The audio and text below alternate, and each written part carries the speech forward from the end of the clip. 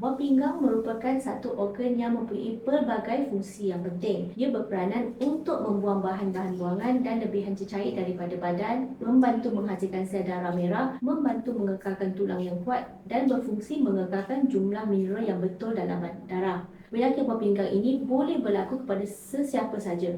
Golongan yang mempunyai masalah darah tinggi, kencing manis, masalah gout dan orang yang mempunyai sejarah keluarga masalah buah pinggang lebih berisiko tinggi untuk kena penyakit buah pinggang. Namun demikian, sekiranya kita berjaya detect awal, penyakit ini boleh dirawat dan dengan perawatan yang betul, kita mampu mengurangkan progression penyakit ini sebanyak 50%. Kita boleh mengelak serta merawat penyakit ini jika dikesan pada fasa yang awal. Mana kata it is preventable dan juga treatable. Penyakit ini ada 5 stage. Sekiranya kita tak jaga dan dapatkan rawatan secepat mungkin, kita mungkin akan melarat ke stage yang kelima yang memerlukan dialisis, dan penyakit buah pinggang ini berkait rapat dengan masalah jantung dan juga kematian.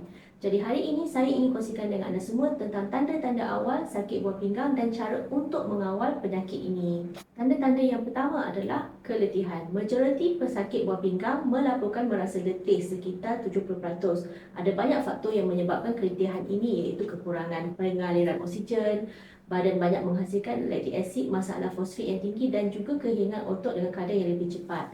Keletihan ini juga boleh disebabkan oleh kekurangan hemoglobin atau sel darah merah sehingga menyebabkan satu kondisi yang dikenali sebagai anemia. Penurunan yang kronik dalam fungsi buah pinggang cenderung membawa kepada pembentukan toksin dan kotor-kotoran dalam darah. Punca cepat letih, lemah dan sukar fokus. Tanda yang kedua, kencing berbuih. Apabila buah pinggang kita gagal berfungsi dengan baik, ia boleh menjejaskan proses penapisan atau filter dalam keadaan yang normal. Buah pinggang kita boleh menapis semua protein dan juga gula dalam air kencing kita. Tetapi orang yang ada penyakit buah pinggang ini, buah pinggang mereka akan mula bocor protein sehingga menyebabkan kencing dia lebih berbuih daripada biasa.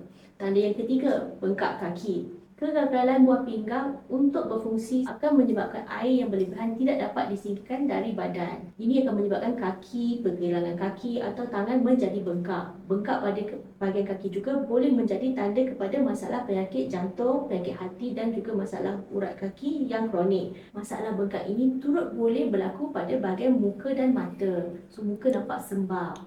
Dan dalam kes yang teruk, paru-paru pun boleh penuh dengan air sehingga boleh menyebabkan kesukaran untuk bernafas. Ini dikenali sebagai pulmonary edema. Tanda yang keempat, kulit kering dan gatal. Orang yang mempunyai masalah buah pinggang seringkali mengadu gatal kulit dan dia dipercayai disebabkan oleh beberapa faktor. Antaranya adalah seperti toksin yang meningkat dalam badan mereka. Dan apabila buah pinggang tidak lagi mampu menjaga keseimbangan mineral dan nutrien yang betul dalam darah. Kita perlu tahu bahawa orang-orang yang mempunyai penyakit buah pinggang ini yang bergejala kemungkinan sudah mengalami kerosakan sel-sel buah pinggang mereka. Kalau pesakit itu dah sakit buah pinggang stage 3, dia tak boleh patah balik ke stage 1 atau 2. Dan ini adalah kerana kerosakan ini adalah kekal atau permanent. Apabila kita sudah menghidap stage 5, dia dalam kategori kegagalan buah pinggang. Jadi sama ada dia mendapat buah pinggang baru secara transplant atau perlu bergantung pada rawatan dialisis sepanjang hayat.